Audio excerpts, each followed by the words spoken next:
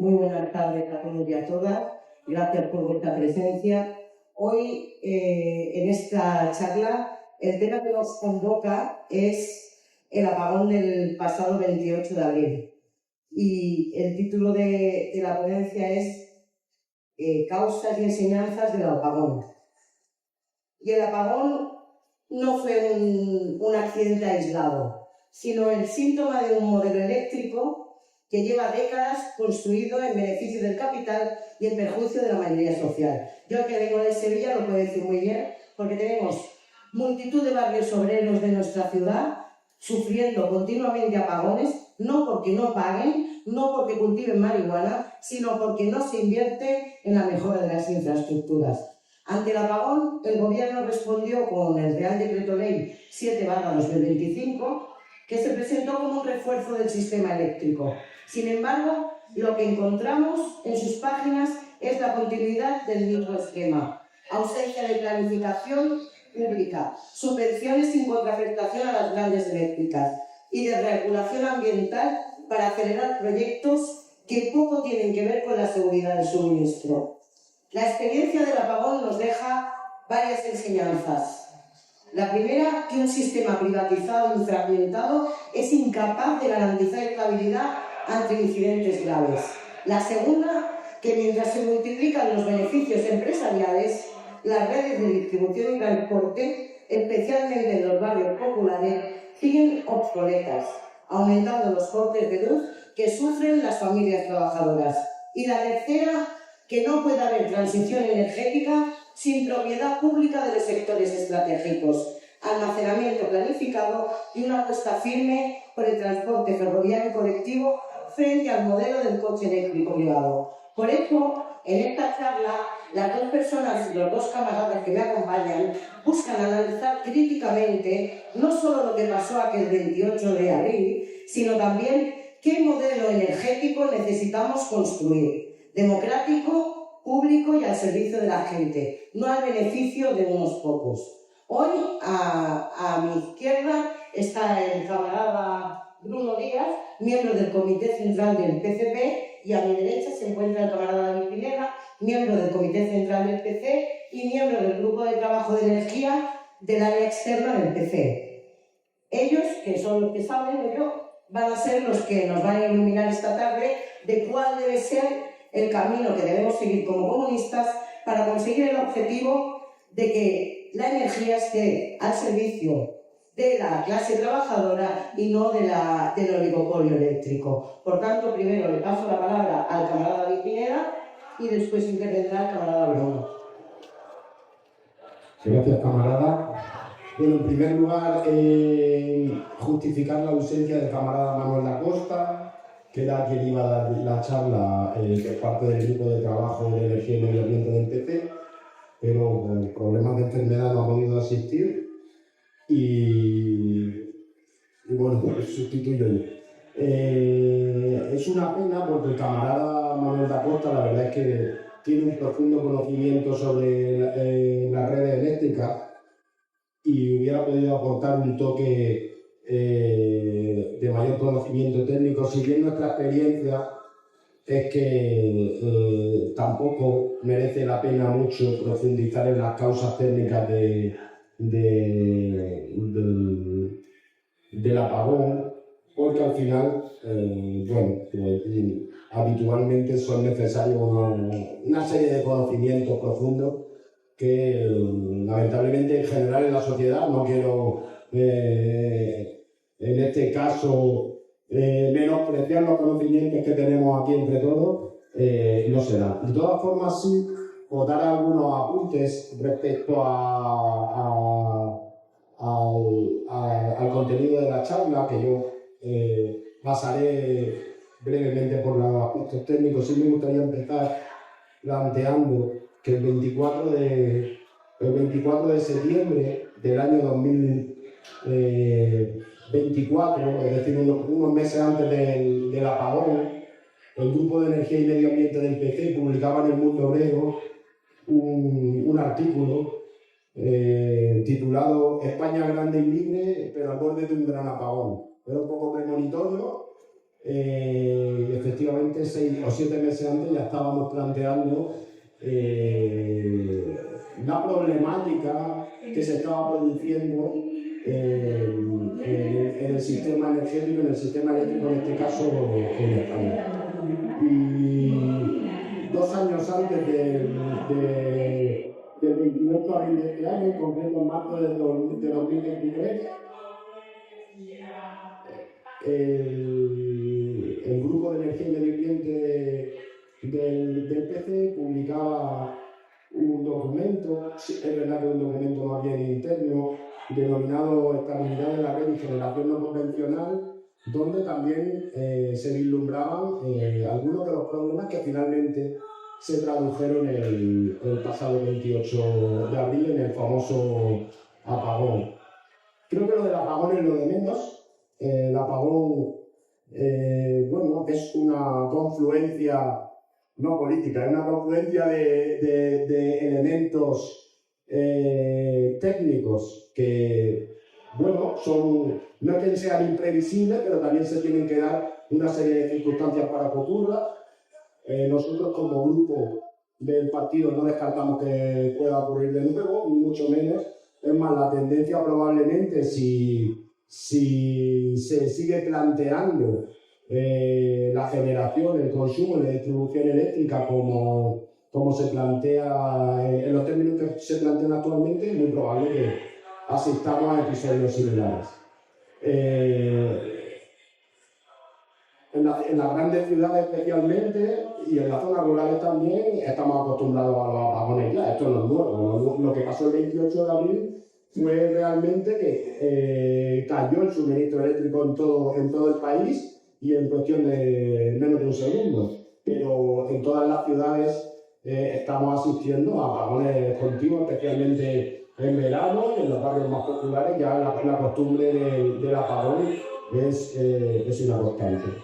A partir de ahí, por hacer algunas reseñas, efectivamente, una parte de las causas técnicas del apagón se establecen por la gestión compleja del suministro y generación de determinadas plantas fotovoltaicas ubicadas en el suroeste peninsular, en Extremadura y Andalucía occidental. Se produce una caída súbita de tensión. Como sabéis, la particularidad del suministro eléctrico es que se tiene que producir lo mismo que se consume, básicamente. Por lo tanto, cuando tienes unas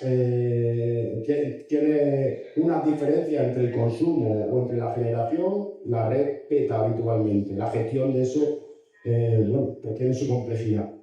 La cuestión es que el desarrollo del sistema eléctrico en las últimas décadas hemos pasado de determinadas fuentes de generación muy localizadas y grandes fuentes de generación, centrales térmicas, centrales nucleares, centrales de ciclo combinado, centrales hidráulicas, pero que concentran una gran capacidad de producción y que son, algunas de ellas, no todas, la nuclear por ejemplo no, son fáciles de montar, de implementar, etc. En la actualidad esa no es la realidad del sistema eléctrico, hay multigeneración, hay una cantidad enorme de plantas eólicas, fotovoltaicas, aparte de las convencionales de toda la vida, que producen menos en lugares mucho más dispersos del país y que tiene una complejidad de gestión mayor. No es imposible, pero es más complejo de gestionar. La primera conclusión, al margen ya de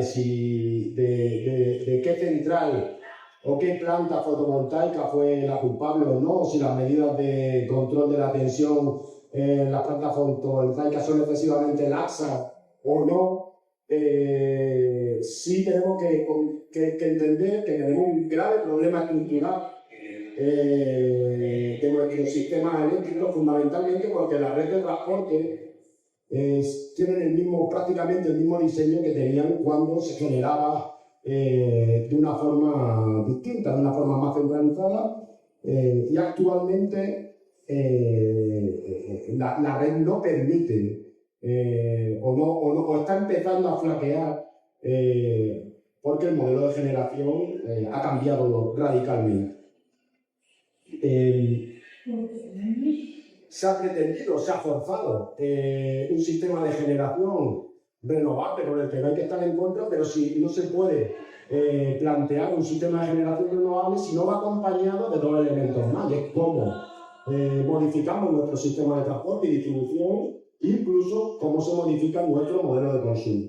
Es decir, tenemos un sistema de generación del que veníamos, que era un sistema de generación se llama firme, es decir, produzco lo que quiero, porque una central nuclear produce básicamente lo que quiere, una termoeléctrica de carbón produce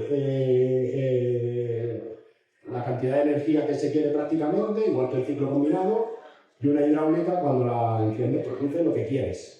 Pero esa no es la situación que tenemos actualmente. Tenemos una gran cantidad de producción renovable que produce de manera intermitente y que se puede y que no puedes predecir al segundo lo que va a estar produciendo mañana cada una de las centrales. Por lo tanto, si hemos cambiado el modelo de generación, no se entiende que no hayamos cambiado el modelo de distribución e incluso el modelo de gestión. Y luego tenemos otra serie de elementos estructurales. Por ejemplo, no sé si conocéis que el 27% de toda la generación solar de España se concentra fundamentalmente en Huelva, Cádiz, Sevilla, Badajoz y Cáceres.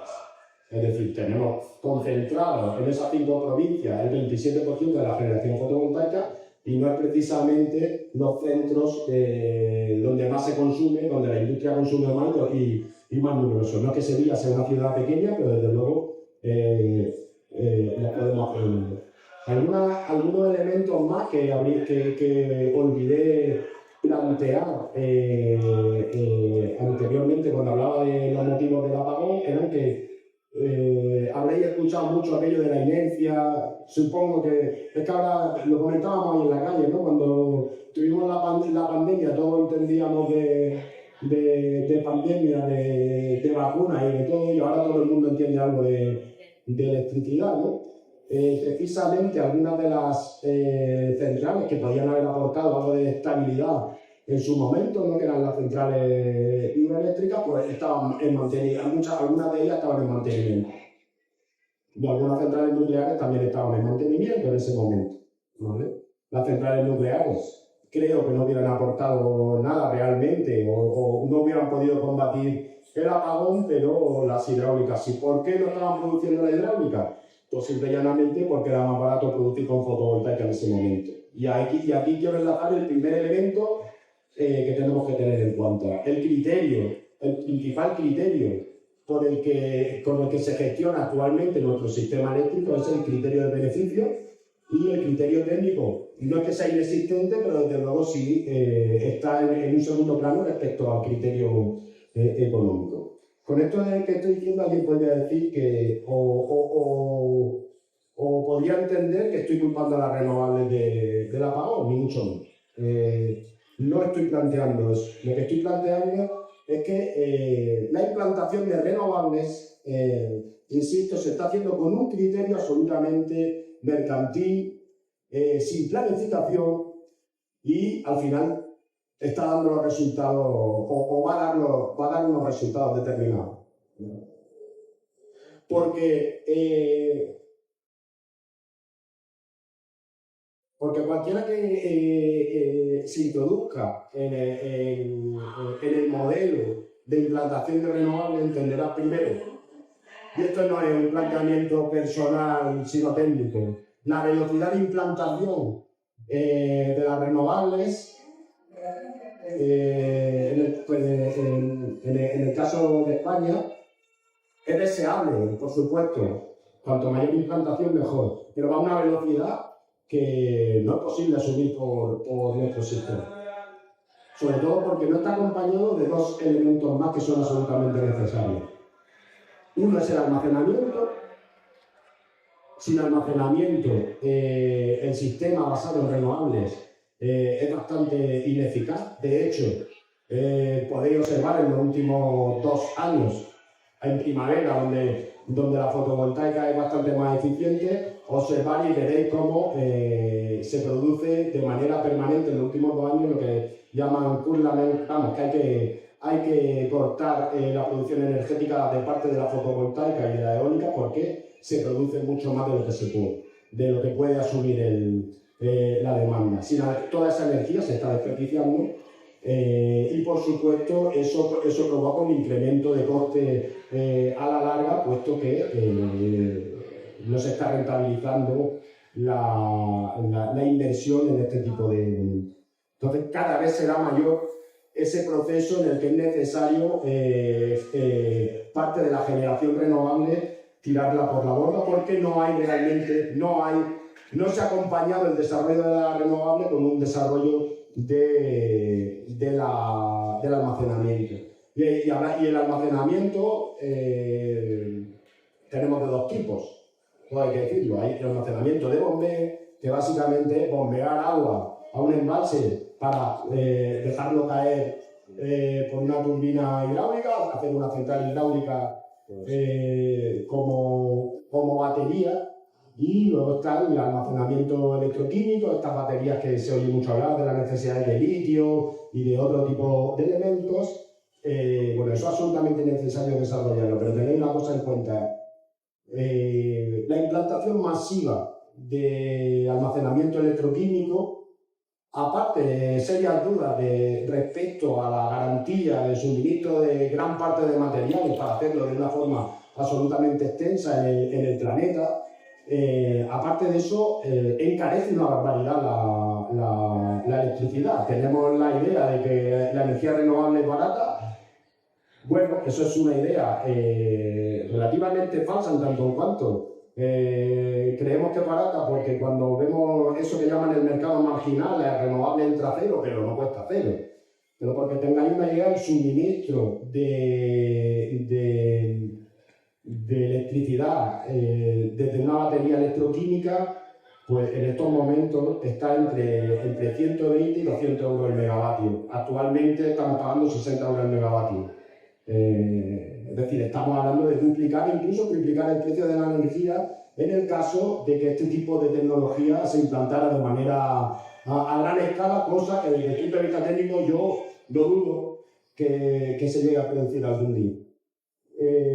Decía el almacenamiento y hablaba también, y hay una segunda pata necesaria para que las renovables sean, para justificar esta implantación rápida de las renovables, que es el incremento de la electrificación, es decir, que cada vez haya más consumo de electricidad, o más bien derivar parte de la energía cuya fuente de combustible fósil hacia energía eléctrica. Eso no está ocurriendo en nuestro país. Es decir, eso es absolutamente falaz. Es una verdad que se puede leer en todos los reales decretos del Ministerio de Transición Ecológica. Si miráis todos los reales decretos, hablan de ese proceso de electrificación, pero la realidad es que no se está produciendo. La realidad es que en este momento se consume en España un 11% menos de electricidad que en el año 2008. Y la realidad es que per cápita se consume un 16% que en el año 2008. Por muchos factores, no solamente, también el encarecimiento de la electricidad hace que el consumo doméstico, por ejemplo, se reduzca, pero no por una cuestión de cambio del sistema de fuente de energía, sino más bien por una cuestión de economía doméstica.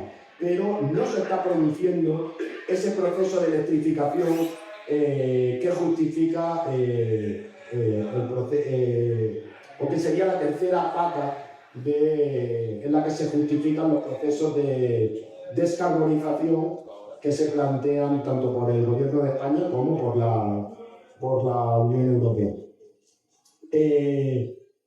No sé si me estoy pasando de tiempo, supongo que sí, como siempre. Entonces, es que es muy difícil en 8 o 10 minutos plantearlo, pero 4 pinceladas respecto al planteamiento, ¿no?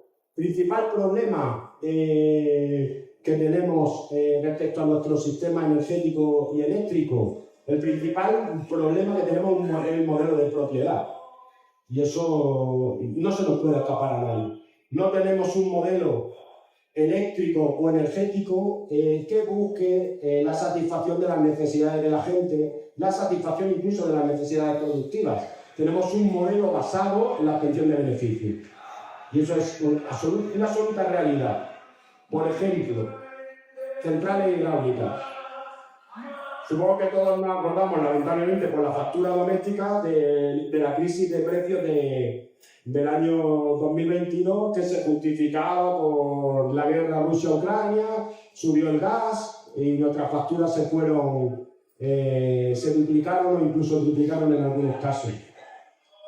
En aquel episodio, si analizáis qué se hizo con la energía hidráulica, que es la que nos hubiera permitido, en un momento dado, reducir nuestras necesidades de gas y, por lo tanto, reducir los costes de electricidad, la energía hidráulica se utilizó para especular pura y duramente. La energía hidráulica producía cuando la electricidad era cara. Y no solo eso, sino que en ese famoso mercado marginalista la energía hidráulica marcaba los topes de precio. Es decir, en manos de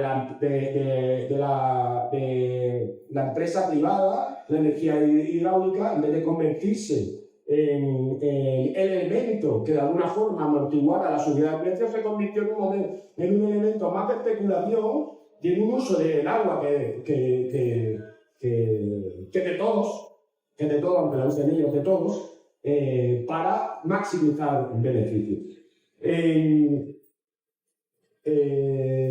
La segunda cuestión es la que acabo de mencionar, ¿no? El sistema está concebido para la maximización de beneficios y en absoluto para la satisfacción de necesidades. Y en tercer lugar hay un problema y es la visión, los Green New Deal, la visión descarbonizadora de la Unión Europea, que es una falsedad que tenemos que desmentir. Porque efectivamente creo que todos podemos compartir que es necesario descarbonizar, que es necesario no solo por dos elementos. Primero, por una cuestión de soberanía. Nuestro país no tiene petróleo, cuanto menos petróleo utilicemos, más soberanos seremos energéticamente. Y un segundo elemento fundamental, que es el medio ambiente y la contaminación, el cambio climático, etc. Sin embargo, si analizamos cuáles son las propuestas qué propuestas terminan implantándose, cabe hacerse muchas preguntas. Y una es muy básica. Si el transporte en nuestro país consume el 80% de los combustibles fósiles, el 80% de los derivados del petróleo, no de los combustibles fósiles, disculpadme equivocado, el 80% de los derivados del petróleo en España los consume el transporte público, privado y de mercancías. ¿Por qué tanto dinero, tanta inversión en el sistema eléctrico y tan poco en el tren? ¿Por qué tan poco dinero en el fomento del transporte público? ¿Por qué tanto dinero en la cuestión ferroviaria, tantas inversiones en el transporte de larga distancia y de alta velocidad y tampoco en los transportes de cercanías? Si yo como país quiero descarbonizar el país, lo primero que tenemos que ir a la principal fuente. ¿Cuál es nuestra principal fuente de consumo de combustibles fósiles? El transporte. Vamos a ir. Es decir, la electricidad hoy por hoy consume menos de un 10% de los combustibles fósiles que se consumen en España. ¿Por qué esa necesidad de alcanzar el 100% de renovables en el sector eléctrico y tan poca necesidad en fomentar y en incrementar el transporte público ferroviario, que por cierto es bastante fácilmente electrizable? No me sale el palabra. Pero ¿por qué se fomenta cuando hablamos de transporte eléctrico? ¿Por qué se fomenta el transporte privado? ¿Por qué si hay grandes ayudas y un fomento tan grande del transporte eléctrico individual? Porque hay una industria, hay unos beneficios, hay un capital. Por lo tanto, en absoluto, como partido, estamos absolutamente en la línea de la descarbonización, absolutamente en la necesidad de la transformación energética, pero no podemos por ello aplaudir la línea marcada ni por la Unión Europea, y todo hay que decirlo, ni por el Gobierno de España y el actual Ministerio de Transición, porque es una línea que no busca realmente la descarbonización, sino que busca los incrementos, sino que busca el beneficio capitalista en una nueva idea están vendiendo el medio ambiente para conseguir un beneficio, bajo la idea de la protección del medio ambiente, obtener un beneficio. Y termino, no sé si me estoy alargando demasiado, Bruno, pero con esto termino. ¿Hacia dónde vamos? Leer las noticias. Y el último Real Decreto, que no se aprobó el pasado mes de julio. ¿Hacia dónde vamos? Las grandes compañías eléctricas han visto ya el negocio y lo vienen viendo desde hace mucho tiempo. Saben perfectamente, ellos que están más preparados técnicamente, saben perfectamente que la red es insostenible. ¿Qué va a venir ahora? Grandes millonarias inversiones en la red de distribución. De hecho, Iberdrola, la mayor parte del personal del departamento de renovables de Iberdrola ha pasado al departamento de redes. Iberdrola abandona la inversión en renovables, podéis leerlo en las noticias, y opta por el negocio de redes. Ahora la nueva inversión, la gran inversión en el sector energético son las redes. Y hay que estar vigilantes porque en el último Real Decreto ya nos están enseñando la patita. Como siempre va a ocurrir lo mismo. Las grandes compañías de la electricidad van a hacer grandes inversiones, pagados por el Estado, y que nosotros devolveremos en cómodas cuotas en nuestra factura doméstica. Es decir, vamos a terminar pagando. La multimillonaria, millonaria, no sé si son 15 o 20 mil millones los que se están planteando en este momento, inversión en redes, la pagaremos nosotros, una parte el Estado, otra parte nosotros como consumidores, pero la propiedad seguirá siendo de Iberdrola, seguirá siendo de Endesa, etcétera, etcétera. Es un negocio cuadrado, y es el próximo negocio de la gran eléctrica. La reivindicación de sector 100% público, gestionado desde lo público, en propiedad de lo público, es que es absolutamente, es que no es socialista, es que es de pura lógica. No podemos seguir permitiendo esta deriva, no podemos seguir permitiendo que se juegue, sobre todo cuando ya ni siquiera tenemos garantizado el suministro, bien por envejecimiento de las redes de baja y media tensión, en los cuales los apagones se producen fundamentalmente porque las redes están absolutamente envejecidas y es necesaria una inversión que ninguna empresa privada va a hacer. Y bien porque los precios de la electricidad suben y siguen subiendo y todo. A mí no me gusta el concepto ese de pobreza energética, porque el que es pobre energéticamente lo es prácticamente alimentariamente y de todo es pobre. Pero sigue incrementando el porcentaje de trabajadores y de ciudadanos que no pueden tener una vida digna en cuanto a climatización y a consumo energético. Me ha alargado demasiado y paso.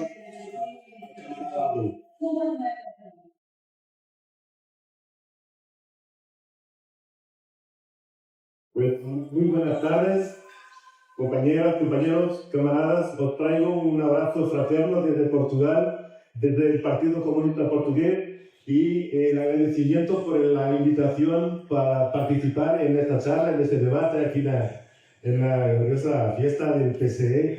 Y cuando discutíamos en Portugal, en el partido, la contribución, la participación en esta charla, considerábamos que por una cuestión de comunicación que iba a ser mejor intentar algo como el portuñol clásico que intentamos cuando hablamos entre nosotros, pero para minimizar daños y riesgos.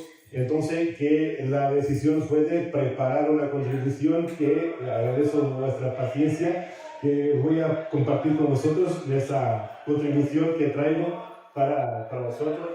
en el marco de un trabajo común, de una troca y partida de información, de reflexión, un trabajo común que nuestros partidos ya llevan algunos años ya de comunicación y de reuniones y encuentros incluso, y que hoy podrá ser también una oportunidad para desarrollar este trabajo y este camino común. El desastroso apagón que afectó a toda Portugal continental, gran parte de España y una pequeña parte de Francia el 28 de abril de 2025, exige la identificación clara de las causas técnicas, científicas y económicas del incidente, así como la respuesta adecuada de las entidades públicas y privadas implicadas. Portugal quedó paralizado y sin electricidad durante más de 12 horas, dejando a la población sin información ni orientación adecuada por parte de las autoridades. Las consecuencias de este episodio no fueron más graves gracias a la capacidad de respuesta de los trabajadores, especialmente de los servicios públicos y esenciales, y a la solidaridad, disponibilidad y ayuda mutua demostrada por el pueblo portugués durante muchas horas y en los días posteriores, hasta que la situación se normalizó en todo el país. El debate urgente, ocurrido el 30 de abril, planteado e iniciado por el PSP, permitió a la Asamblea de la República, el Parlamento portugués, debatir algunos de los aspectos inmediatos, aunque sin la profundidad que requiere un evento de esta magnitud. Los graves y evidentes fallas en la capacidad de respuesta de diferentes servicios y entidades públicas y privadas, desde los servicios de comunicaciones otorgados a empresas privadas hasta la operación de los servicios de protección civil, seguridad y emergencias, pasando por el funcionamiento de hospitales y maternidades, instalaciones sociales y educativas, suministro de combustible, infraestructura y equipamiento de transporte público, información para la población y entidades públicas y privadas, métodos de pago, tráfico y circulación vial, entre otras áreas de actividad, exigen y exigieron una seria reflexión sobre la capacidad del país para responder a situaciones de crisis y emergencia. Y más allá de los impactos y las consecuencias del apagón y la forma en que el país lo afrontó, no podemos ignorar las causas de este evento y los riesgos que representa para el futuro, las causas y enseñanzas.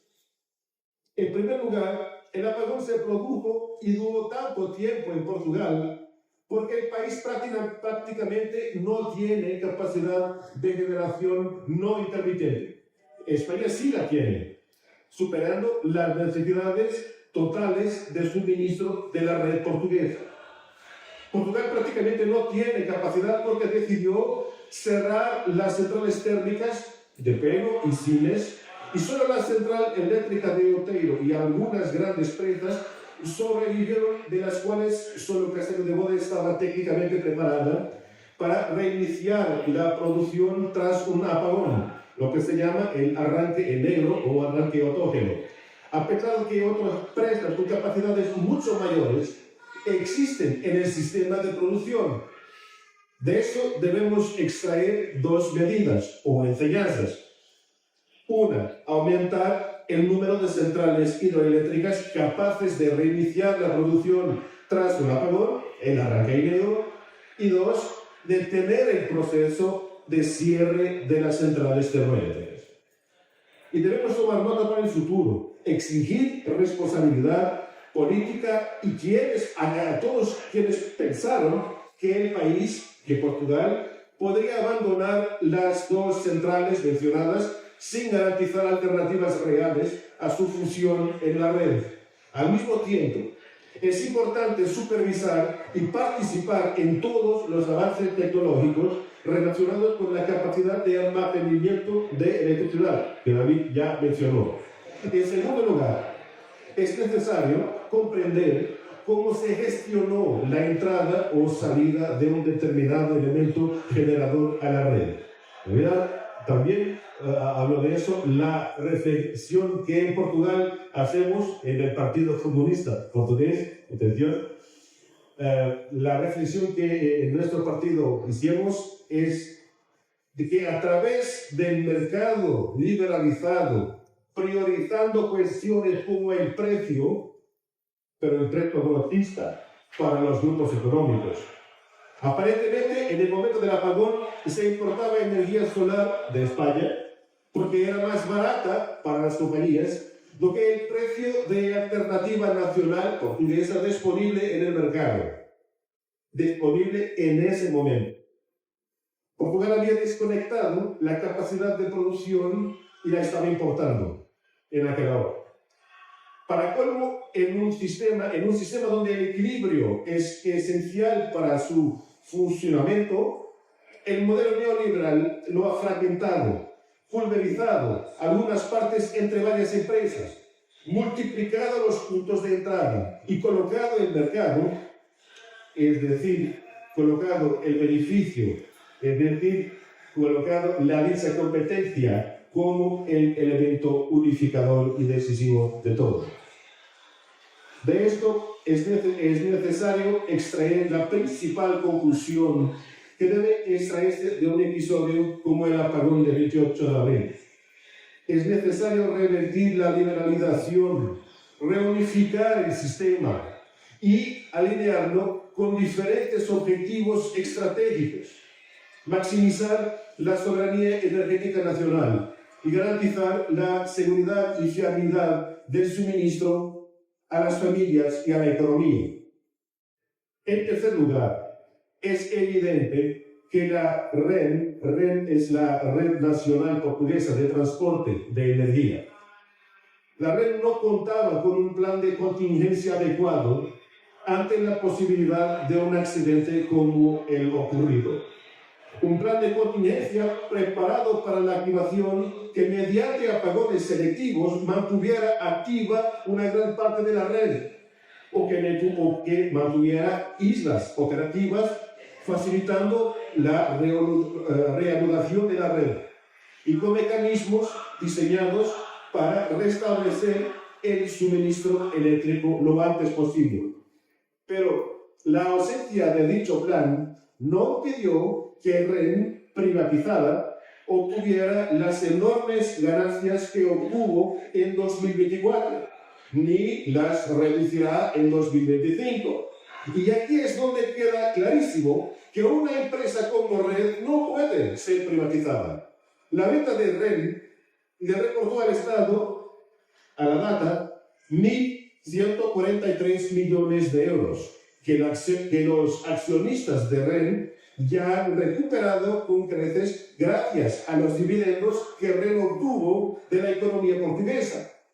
Y sin embargo, solo en las 20 horas que duró el apagón, el país perdió tanto dinero como el recaudado con la privatización. Las estimaciones públicas sugieren pérdidas de más de 1.000 millones de euros para la economía portuguesa en su conjunto. Hay entonces una predicción casi infalible que podemos hacer. En que todos los grupos de trabajo anunciados por el gobierno de Portugal, las empresas implicadas y los reguladores para investigar lo ocurrido del 28 de abril de 2025 llegarán a dos conclusiones. Primera, encontrar el culpable de este apagón como ya hicieron con el apagón anterior. Segundo, identificar la necesidad de acelerar la liberalización como solución a los problemas que está creando. El PSP ha advertido durante décadas sobre la necesidad de dotar al país, en particular a las entidades públicas de Portugal, de los recursos técnicos y científicos necesarios para afrontar situaciones similares, superando las limitaciones y minimizando los impactos. El ejercicio de la soberanía nacional requiere, como ya se ha demostrado en diversos sectores de la economía, el control público sobre la infraestructura, los sectores y las empresas considerados estratégicos y críticos para el desarrollo y el bienestar de la población y del país. En cuanto al sector energético estratégico y en el caso particular bajo análisis, la electricidad, se demuestra una vez más que el sistema eléctrico nacional y la red eléctrica de servicio público son demasiado importantes como para continuar sin una planificación, programación, regulación y supervisión adecuadas, realizadas directamente por entidades públicas competentes que prioricen los intereses nacionales. Además, las citadas redes eléctricas, por tener un carácter intrínsecamente monopolístico, no deberían estar en posesión de grupos económicos y ser gestionadas desde una perspectiva privada y fraccionada, habiéndose demostrado ya la supuesta regulación autonómica incapaz de defender los intereses vitales de los consumidores. Y al haberse hecho obligatoria la ficción de los mercados eléctricos, ya no solo los precios y las tarifas los que se ven presionados al alza, sino que se tambalea la propia seguridad del funcionamiento del sistema, como ha demostrado sobradamente el caso del grave colapso que nos ocupa. A esta situación se suman las consecuencias de una transición energética que sirve a los intereses de los grupos económicos y multinacionales del sector y está comandada por la propia Unión Europea. Supuestamente impulsionada por imperativos climáticos, revela cada vez más injusticia socioeconómica, discriminación entre regiones europeas y una presión alcista sobre los precios de la energía.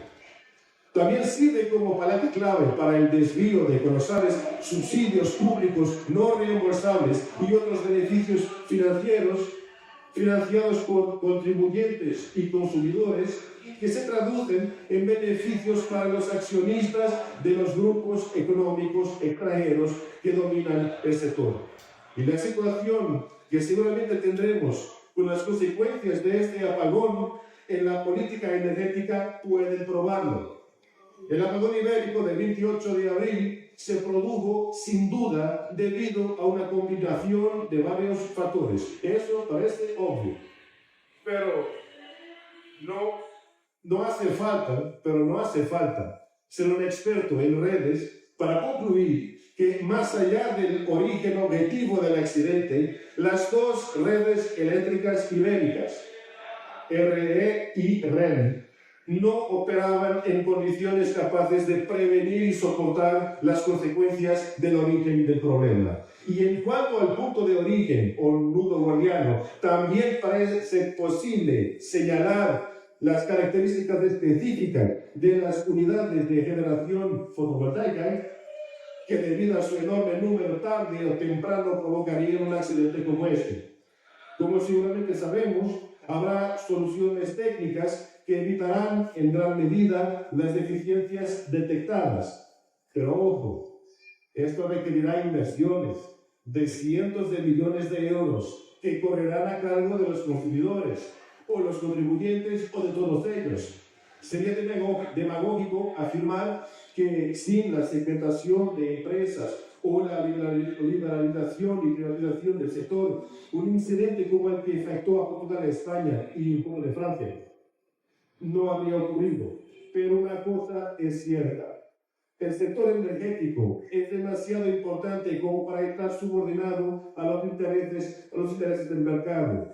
Y la realidad confirma una vez más la importancia de restaurar el control público sobre la energía, como viene defendiendo el PSP. Porque basta de apagones y cortes de energía, y sobre todo basta de apagones y cortes de soberanía, de democracia, de desarrollo económico y social, sostenible y solidario. Por eso luchamos en Portugal por una política que tenga los valores de abril, de la revolución de abril, de la Constitución, otra vez por el futuro de nuestro país, del pueblo y los trabajadores. Muchas gracias. Muchas gracias.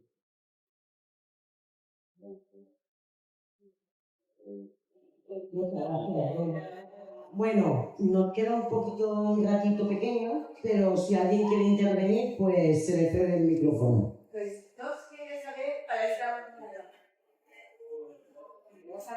cuál es la política del Partido Comunista, porque claro, veo que con muchas cosas son malas y me gustaría entenderla. La política energética. Bien, bueno, antes de responder a esa compleja pregunta que me acabas de hacer, y para darme un poco de tiempo para meditarla, quería, como no presentaba en la charla, quería agradecer la presencia del camarada Bruno y, bueno, compartir con vosotros que llevamos ya unos cuantos años colaborando con PC y PCP, tanto el Grupo de Energía y Medio Ambiente del PC como, en el caso del Partido Comunista de Portugal, la parte energética la lleva la Comisión Económica y, bueno, debo deciros que está siendo un intercambio tremendamente enriquecedor, lo político y en lo técnico. Está siendo un intercambio muy interesante y, bueno, quería aprovechar primero agradecer a Bruno su presencia y segundo que le mandaron un fuerte saludo tanto al camarada Demetrio como al camarada Vázquez. Respecto al planteamiento del PC, mira, como partido y como Izquierda Unida debemos entender que durante demasiados años hemos asumido como política energética algo que no ha sido generado en el interno del partido.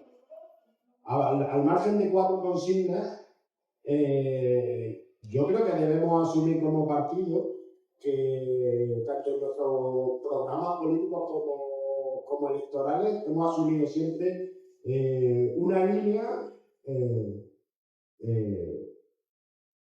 que venía anunciada. De un tiempo a esta parte, el análisis y el planteamiento que surge del interno del partido está creciendo fundamentalmente porque, bueno, a partir de, poquito antes del último congreso, pero a partir del último congreso, algunos camaradas fundamentalmente que trabajamos en el ámbito del sector energético de una forma u otra, o que han estado vinculados académicamente al sector eléctrico y otros camaradas que simplemente tienen interés por el sector energético, hemos empezado a trabajar el elemento de la energía dándole un enfoque marxista y de partido. ¿Cuál es el planteamiento? Yo por eso planteaba, ¿tenemos capacidad técnica para analizar lo que pasó el 28 de abril? Te diría que sí, que en el seno del partido nada. Hemos cambiado los planteamientos políticos clásicos del partido respecto al sector de una forma abstracta, no, porque siempre hemos reivindicado la reivindicación del sector público 100%, ha sido nunca desaparecido del Partido Comunista. Lo que sí debemos ser más críticos, y creo que en el partido poco a poco esa idea se va difundiendo, que por cierto el Grupo de Energía y Medio Ambiente está haciendo cursos de formación por todos los núcleos que se precien. Vamos a hacer un poco de proselitismo en la charla. Es entender o tener una visión crítica de las líneas que se establecen por parte de la Unión Europea, que no es que antes no existieran, pero sí en materia energética siempre hemos tenido unos planteamientos, creo, objetivamente, excesivamente voluntaristas y laxos respecto a algunas cuestiones. Cierto es que toda esta problemática que surge en torno al encarecimiento de los precios de la electricidad, al encarecimiento de los precios de los combustibles fósiles, a la implantación de renovables, etcétera, es reciente y habría que dotarla de planteamiento político. Por lo tanto, el planteamiento, no sé exactamente cuándo me decía eso, el planteamiento es que la gestión desde luego debe establecerse La gestión de un sistema energético tiene que hacerse con criterios técnicos y económicos, por supuesto, pero económicos por el bien del país y de los trabajadores, no por el beneficio empresarial. Por supuesto, tiene que ser público y tiene que ser alejada de determinados planteamientos que yo he definido, o que definimos todos como New Green Deal, que son elementos falsos. Hay que ser un poco más críticos con todo todo ese planteamiento y analizarlo, porque cuando uno rasca un poquito, observa que hay un sector del capitalismo, un sector de la oligarquía financiera internacional que ha derivado simplemente sus inversiones a capitalizar el sentimiento de protección del medio ambiente. Y eso es todo lo que tiene que ver con el coche eléctrico, incluso con la velocidad de implantación de la energía renovable. Planteaba el camarada Bruno, y yo lo comparto. Es decir, ¿por qué hay que cerrar las centrales de carbón? Yo creo que no se puede compartir que se tire abajo una central de carbón. En un país como España, cuyo único recurso energético y combustible fósil es el carbón, dicho sea de paso. No tenemos petróleo, pero sí tenemos carbón. ¿Por qué tenemos que abandonar? Yo no estoy hablando ni siquiera de producir con carbón masivamente, pero ¿por qué tenemos una central térmica de carbón? ¿Cuánto carbón hay en España? ¿Para cuántos años hay carbón en España? Carbón no hay para mucho tiempo, pero tampoco hay galio. Tampoco hay galio, plata y cientos de elementos para construir placas fotovoltaicas de por vida. Quiero decir, nosotros tenemos en este momento una dependencia en materiales para implantar la energía renovable en España. Hay una serie de elementos críticos que España no posee. Somos dependientes para hacer un aerogenerador entre muchos elementos metálicos que se necesita neodimio y diprosio que no tenemos. Yo no, a ver, entiéndeme, es que no sé si nos estamos entendiendo. Las renovables son necesarias. Hay que implantar renovables. Lo que estamos es criticando la velocidad de implantación de renovables. Si esa velocidad va acompañada con la velocidad de transformación de la red. Y por supuesto, hay que cuestionar el modelo de gestión privada de esa implantación de renovables. Es lo único que se está planteando, ¿vale? E incluso, si vamos más allá y analizamos, incluso los modelos supuestamente autogestionarios, etcétera, de comunidades energéticas, autoconsumo, etcétera, yo solo pido que se analice quiénes son los principales propietarios de las placas solares que hay en las casas, que no son los dueños de las viviendas, ya las primeras vale, pero Endesa, Repsol y Iberdrola son las principales compañías que están poniendo placas de autoconsumo, comunidades energéticas, etc. Es decir, no hay manera de salir del sistema capitalista, por mucho que nos empeñemos. Ellos se han encargado. ¿Alguien ha escuchado en el último Real Decreto falso, no se aprobó, el Real Decreto famoso antiapagones, que por cierto, en el primer párrafo se dice lo del apagón ya lo veremos dentro de unos meses, pero aprueban un Real Decreto, hay una promoción del autoconsumo, etc. ¿Alguien ha escuchado a Iberdrola o a Endesa o a Unión Fenosa Llano de Naturgy, etcétera, atacar al autoconsumo o a las comunidades energéticas? ¿Alguien lo ha visto?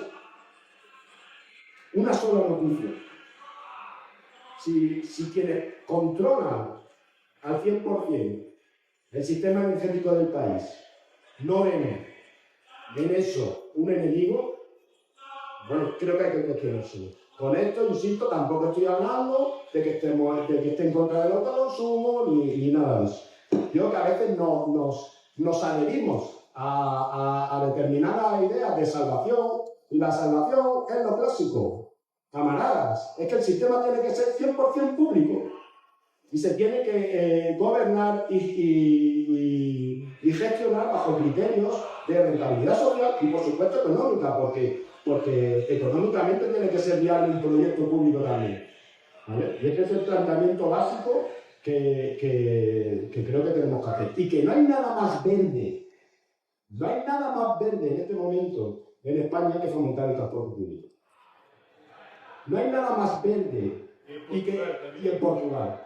No hay nada más verde y que acabe o que reduzca el uso de combustibles fósiles como es trasladar pasajeros del transporte privado al tren. No hay nada más verde que eso. Por lo tanto, si el planteamiento siempre es fotovoltaica, autoconsumo, eólica y coche eléctrico, eso es un engaño. Y no estoy planteando que eso sea falso, que haya que descartar ese proceso. El planteamiento real de reducción del combustible fósil es transporte público. Y todavía hay provincias que no. Yo soy de Almería. Es imposible venir en tren. Si yo quiero venir a Madrid en tren, tengo que pasar 2 noches.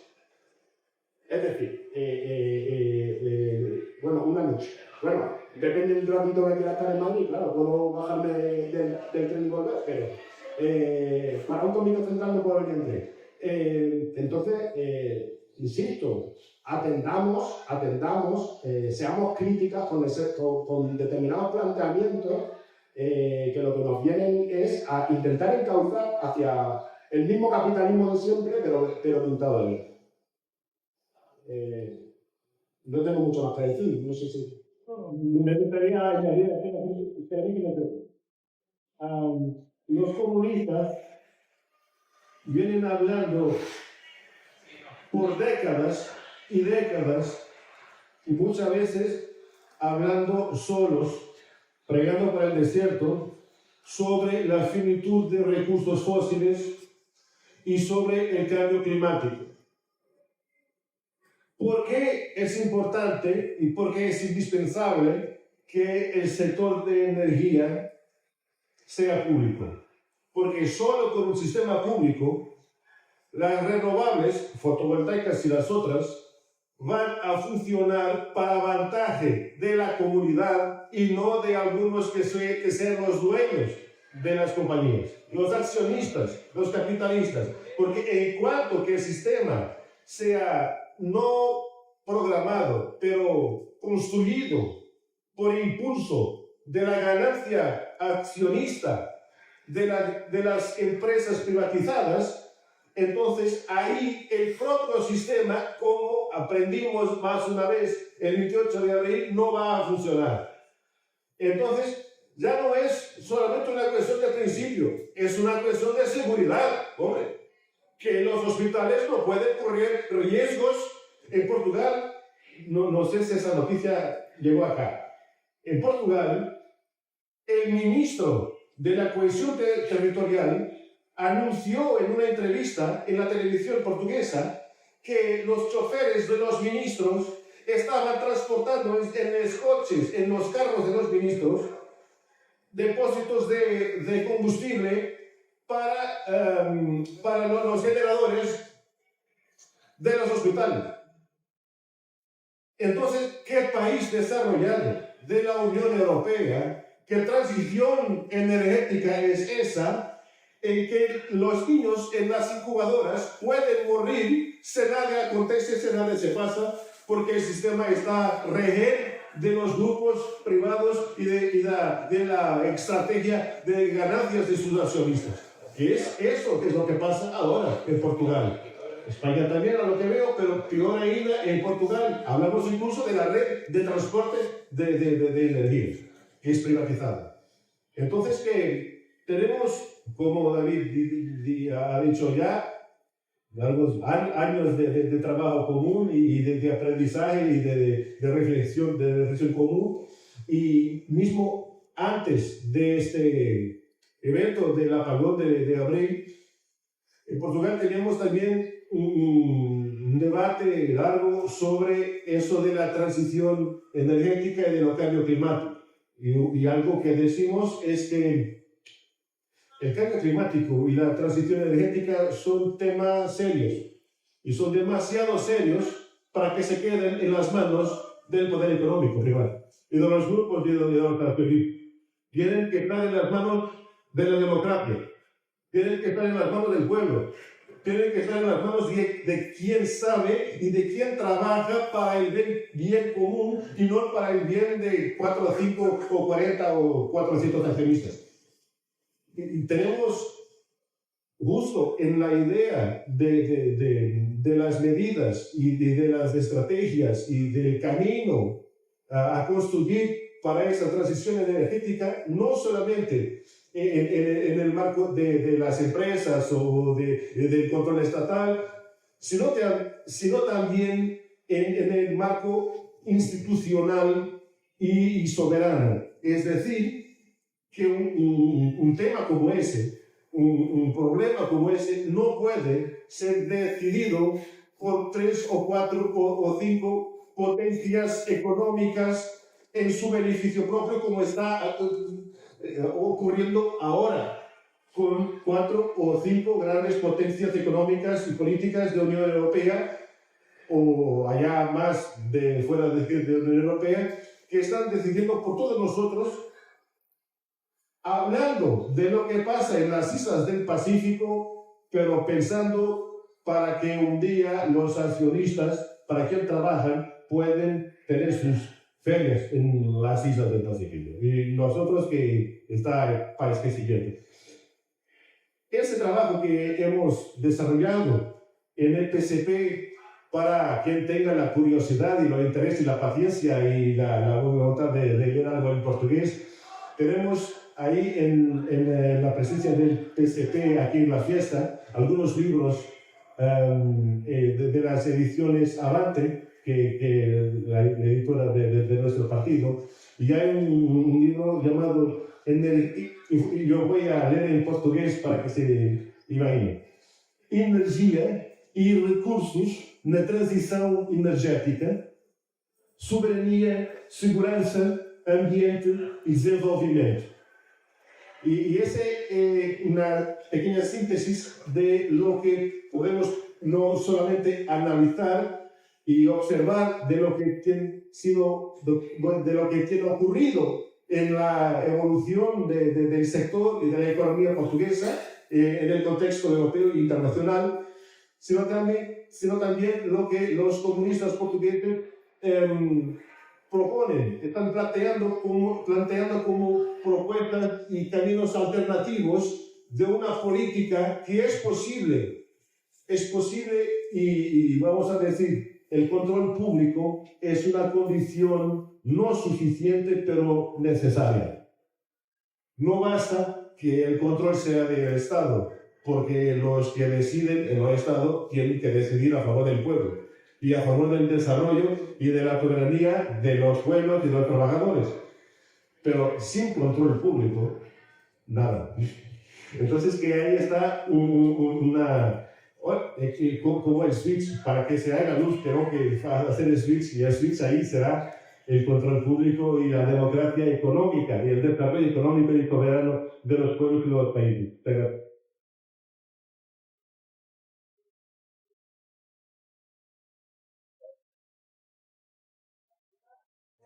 No, todavía si alguien más quiere intervenir puede tomar la palabra. Si alguien tiene más interés, si no, aquí nos vamos. Bueno, gracias por la ponencia. Yo no estoy de acuerdo con algunas cosas que se han dicho. Por ejemplo, parece que llama la atención que la solar está agrupada en el sur de España, que es donde hace más sol. Pasa lo mismo con la nuclear, que está en el cuadrante noreste. Pasa lo mismo con la hidráulica, que está en la Extremadura, Galicia, o sea, en toda esa banda es donde está la agrupación de la gran hidráulica española, las cuencas de Tajo y del Duero. El tema de si las renovables son baratas o no está ahora mismo en duda ni siquiera por el lobby nuclear. Entonces, y hay un tema que es bastante importante que no se ha mencionado: las nucleares españolas estaban cerradas no por mantenimiento. Había 2 en funcionamiento, pero las que estaban cerradas, los 5 bloques, había una solo.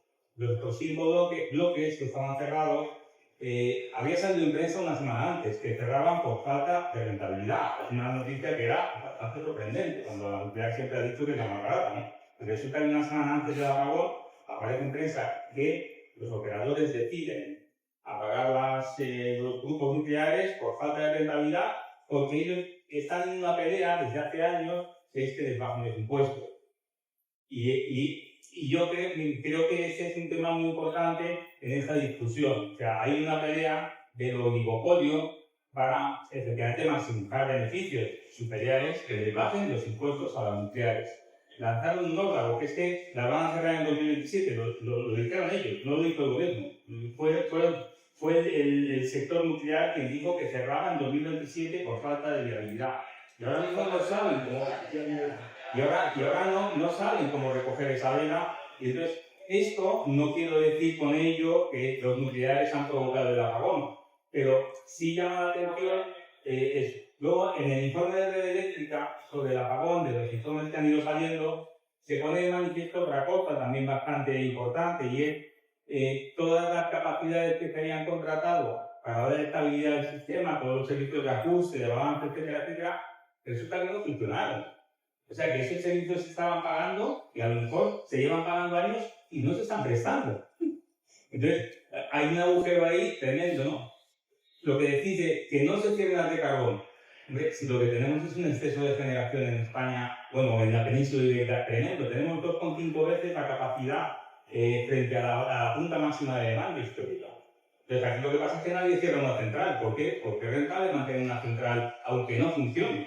Entonces, yo creo que sí hay cosas técnicas y de mercado contra las que hay que posicionarse. Por supuesto que la idea sería que el sector fuera público. Lo firmo y supongo que firmamos todos.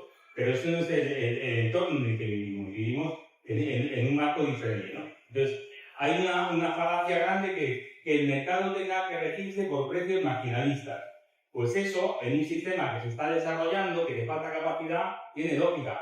Cuando sobra capacidad, no tiene ninguna lógica, porque como habéis dicho, efectivamente, que haga relación que la hidráulica sea la que marque el precio de cierre de las ofertas y demandas en una situación de alta demanda. Es una cosa totalmente absurda. Luego, el esquema maximalista efectivamente no funciona. Pasa otra cosa con la introducción de renovables. Es verdad que se ha introducido muchas renovables, no es cierto que no se haya desarrollado la red. La red se ha desarrollado muchísimo. Pero lo que sí ha ocurrido es que toda la configuración de protecciones que se requiere, los flujos de energía han cambiado.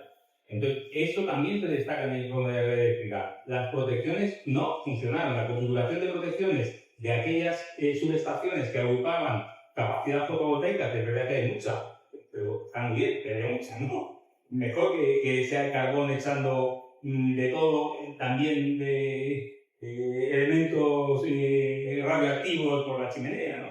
Entonces, lo que ocurrió es que la configuración de protecciones de ahora mismo no está actualizada. Y entonces, eso es una cosa que efectivamente hay que hacer. Entonces, eso serían argumentos técnicos. Y el argumento de mercado, efectivamente, es los lobbies tienen la capacidad para imponer cómo generar el precio o, en esta situación, imponer una dinámica en donde, al parecer, las centrales de mayor inercia estaban desconectadas por falta de rentabilidad y aquellas que fueron contratadas para dar servicios a la red, resulta que no los estaban dando. Entonces, parece como si hubiera una pelea, ¿no? Pero bueno, como... Gracias. Respecto a lo primero que planteaste de la distribución de generación, haberlo hecho de manera muy rápida.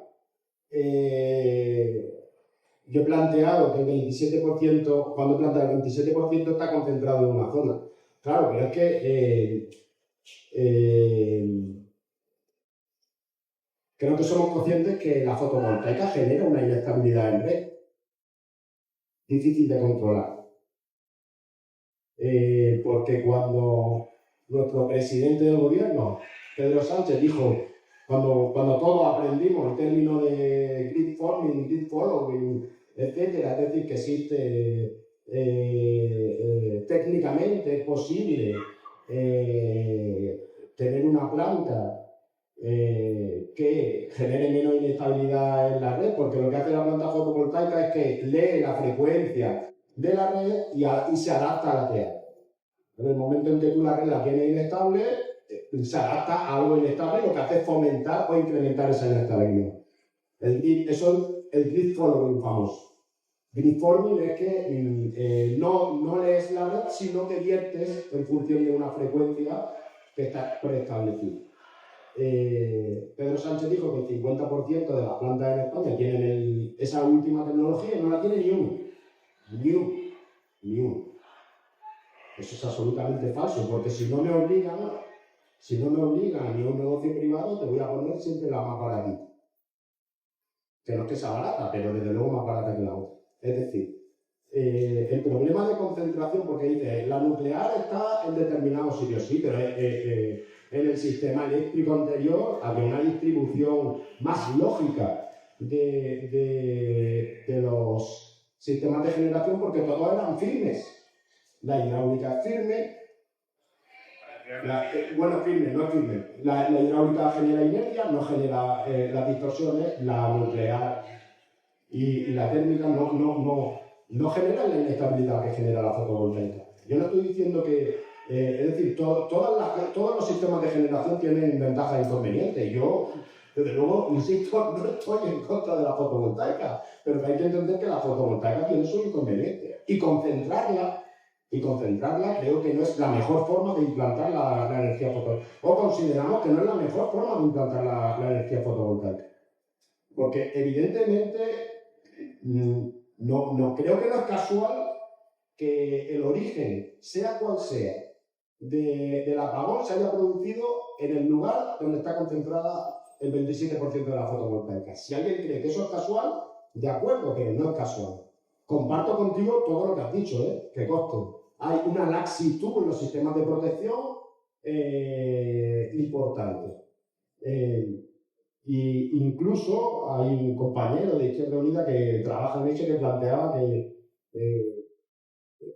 pues yo que técnicamente en ese fotovoltaica no tengo ni idea, tengo que decirlo, no he trabajado nunca en fotovoltaica, pero que incluso cuando, los sistemas no solo son laxos, sino que no están bien supervisados ni por parte de Red Eléctrica, bueno, por parte del Estado desde luego no lo están, pero por parte de Red Eléctrica Española tampoco. Las protecciones no funcionaron ninguna, es decir, que técnicamente hay una dejadez evidente. Yo creo que lo he dicho al principio, ¿se puede culpar a las renovables del apagón? Y he dicho claramente no.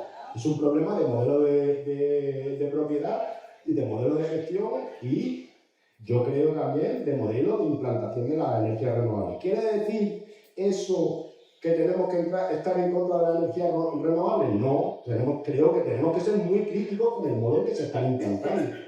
Y respecto al tema de la central térmica, igual me he venido un poco arriba, lo reconozco, pero yo no entiendo, de verdad, no entiendo por qué una central que está en funcionamiento hay que destruirla.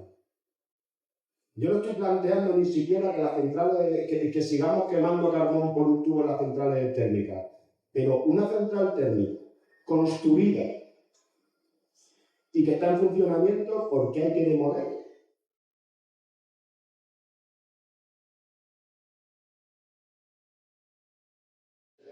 O para un problema de suministro exterior. Nosotros tenemos una dependencia. El día que corten el grifo del gas natural tampoco habrá electricidad en España. Con la implantación de la red, cuando hemos descarbonizado a tope, el año 2023, por primera vez, el gas natural fue la fuente de energía, la mayor fuente de energía que se consumió en el sistema eléctrico. Míralo, camarada, por favor. No me pueden negar los datos. Otra cosa me puede...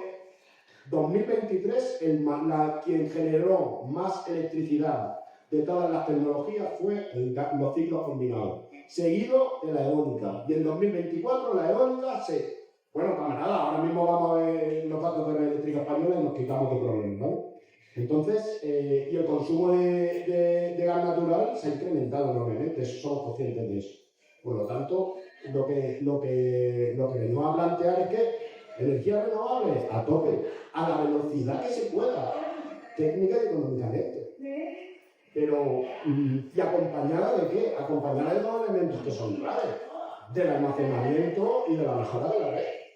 Porque ha habido inversiones en la red, por supuesto que ha habido inversiones en la red, pero la red no está adaptada a las necesidades de generación ni de consumo. Ni de consumo.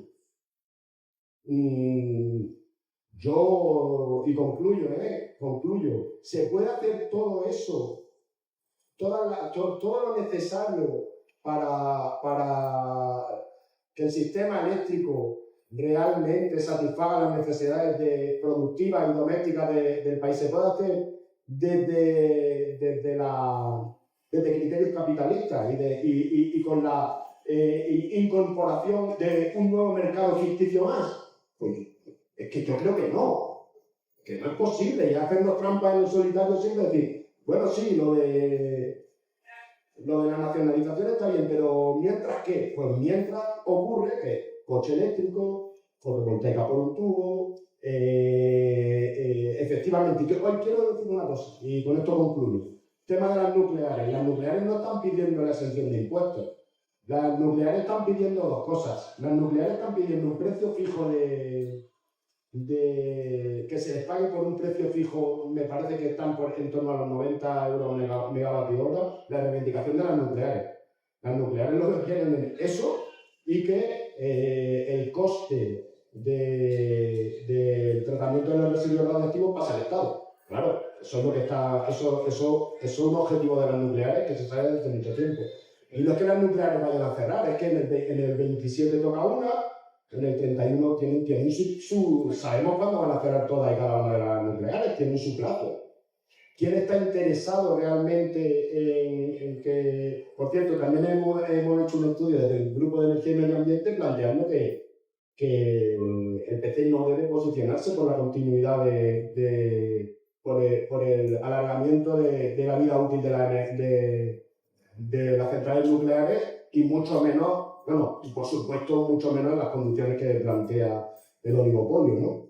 Si habláramos de propiedad por parte del Estado, a lo mejor otra cosa sería, ¿no? Esa posición no la tienen los camaradas franceses, dicho sea de paso. Pero que, yo insisto, no sé si siempre en todas las charlas se me malinterpreta con el tema de la renovables. Siempre tengo que justificarme, probablemente es que el proyecto eso, y en parte es verdad, quiero decir, en parte creo que esa esperanza en la renovable, creo que es un error de concepción. Creo que la esperanza en la tecnología es un error de concepción, porque las renovables, la nuclear, la térmica de carbón o de diésel o de suelo, de lo que sea, que todavía hay de fuel que funcionan en España, bueno, es tecnología. Es un error anclarse en la tecnología como salvación. La tecnología no nos va a sacar de nada. Camaradas, no nos va a sacar. Y en el caso de la electricidad, no ocurre. Siempre digo, y con esto termino, y luego nunca termino, pero bueno, no ocurre como en el resto de los sectores productivos. Prácticamente cuando en cualquier sector productivo se produce una innovación, tarde o temprano se termina produciendo de esa forma. En el sector eléctrico no ocurre eso. No ocurre eso, porque no hay ninguna tecnología que vaya surgiendo que pueda suplantar a todas las anteriores, porque todas tienen ventajas e inconvenientes. Por cierto, que la fotovoltaica no es un invento del año pasado, que la fotovoltaica se descubrió en el siglo XIX. ¿Por qué se implementa ahora? Por rentabilidad, no por otra cosa, ¿no? No porque de repente hemos descubierto que la fotovoltaica es necesaria por el medio ambiente. Ha sido una cuestión de rentabilidad y poco más, ¿no? Disculpa. Quisiera solo añadir una idea. Decía el poeta, caminante no hay camino, el camino se hace al andar. Entonces ahora podemos decir, consumidor no hay mercado, el mercado se hace al pagar. Porque el mercado energético, el mercado marginalista, no es tampoco mercado. es una aberración construida para garantizar ganancias a algunos pocos. Entonces, ni mercado tampoco sea. Y hay que señalar una trampa comunicacional, una trampa mediática, una trampa ideológica.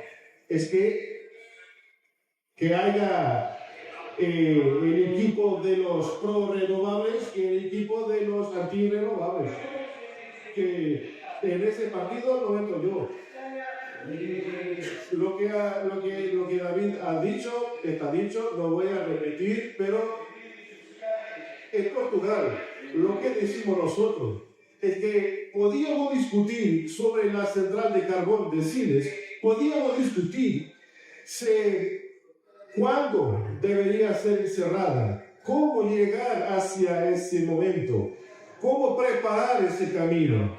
Pero la decisión que fue tomada por el poder político al servicio del poder económico fue: hay que cerrarla ahora, coste lo que coste, porque aquí tenemos no una cuestión tecnológica, sino una cuestión económica y política, porque aquí, como en lo todo, los tres bienes son el problema. Los tres bienes, que es quién manda, quién paga y quién gana. Y nosotros estamos todavía siempre en el lado de los que pagan. Y alguien está mandando y alguien está ganando. Y entonces no es un problema tecnológico, sino es un problema económico y político. Y tenemos que garantizar que el artículo 80, ahora hablo de mi país, la Constitución de la República Portuguesa, uno de los mayores hechos y las mayores conquistas de la Revolución Democrática y Nacional de 74, plantea en el artículo 80 de la Constitución el primero de los principios fundamentales de la organización económica de Portugal sea la sumisión del poder económico al poder político democrático. Y así tiene que ser, no es el contrario. Lo contrario es lo que tenemos hoy. Y tenemos que retomar el camino de la Constitución, tenemos que retomar el camino de la democracia política, económica, social y cultural. Ahí es lo que planteamos. Y eso parece que no tiene nada que ver con el apagón, pero tiene todo.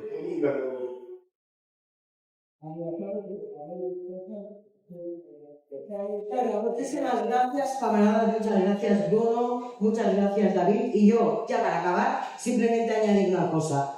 El camarada Pineda ha hecho un ofrecimiento claro, y es que el Grupo de Energía y Medio Ambiente está a disposición para formación y debate de cualquier territorio. Aprovechemos las herramientas que tenemos a disposición, camarada. La formación es indispensable. Salud, República, y vamos para el meeting.